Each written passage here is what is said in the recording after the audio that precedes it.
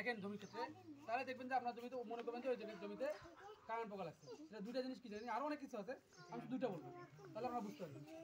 মনে করেন যে আপনার একটা জমির মধ্যে ধান ক্ষেত্র আছে না, ধান ক্ষেত্রে আমাকে বাতাস কোন দিক দিয়ে যায়, ধরেন যে এই দিক দিয়ে বাতাস যাচ্ছে, বাতাস শেষের দিকে যখন আইলে দেয়া দেবেন নিচের মধ্যে একটু সাদা সাদা ইয়া পড়ে আছে, সাদা সাদা পুঁতির মতো পড়ে আছে, তখন বুঝতে পারবেন আপনার জমিতে কারেন্ট পোকা লাগছে। ঠিক আছে, আর একটা জিনিস আছে, চড়াই পাখি চিনি, চড়াই পাখি, চড়াই পাখি তো চিনি আপনারা। এই চড়াই পাখি যখন দেখবেন ধান খেতে দেখা যাবে বেশি পরিমাণে, তখন মনে করেন যে আপনার জমিতে কারেন্ট পোকা লাগছে। তাহলে এই দুটো মাধ্যম জানলে আপনি বুঝতে পারছেন যে আপনার জমিতে একটা হইলেও কারেন্ট পোকা আসছে, সঙ্গে সঙ্গে আপনি স্প্রেটা করতে পারবেন। তাহলে আপনার কী হবে, উপকার হবে। তখন মনে করেন ওই সময় কিন্তু কারেন্ট পোকা সেভাবে কাটা শুরু করেনি, এই এক দুইটা আসছে, এই জন্য পাখি এখানে বসছে খাওয়ার জন্য। হ্যাঁ, যখন আপনি স্প্রেটা করবেন দেখবেন আপনি উপকৃত হবেন। কিন্তু আপনি যদি পরে করেন, আপনার শীষ কেটে ফেলছে, আপনার মনে করেন যে রস টুসে খাওয়া শেষ করে ফেলছে, তখন দিলেন কোনো কাজ হবে না।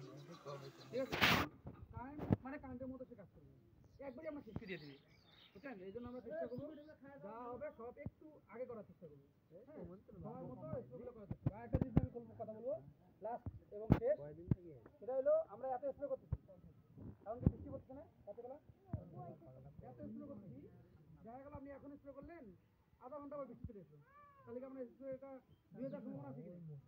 আছে তো। কারণ এই যে ধুবে না, যে আপনার জমির মধ্যে স্প্রেটা আটকায় রাখবে, এটা একটা সমাধান আছে। কি সমাধান জানেন কেউ? এটা আমাদের এসিআই নিয়ে এসছে, অন্য কোনো কোম্পানি এই সমাধান পাবেন না।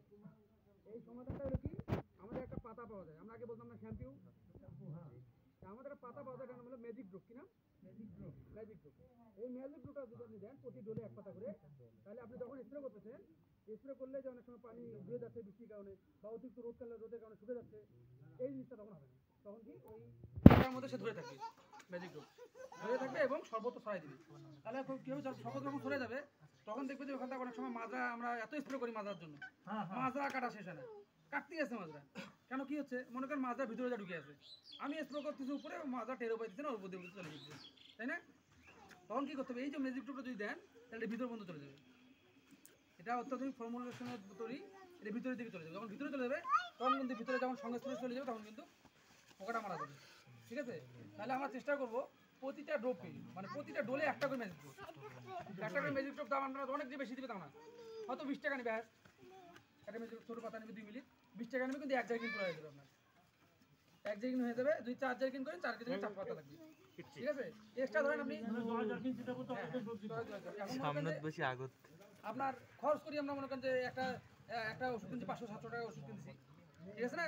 কিন্তু 500-800 টাকা ওষুধ কিনতে যায়, ঘন্টা আপনি সাইকেল নিয়ে গেছেন বাজারে, অনেক সময় আমাদের রিক্সা করে যাওয়া লাগে না, আমার তো সাইকেল আছে, এই রিক্সা ভাড়া মনে করেন 100 টাকা লাগে, এই রিক্সা ভাড়া বাদ দিলেন আপনি, এই রিক্সা ভাড়ার জায়গায় আপনি মনে করেন ম্যাজিক টুকলেন 20 টাকা তখন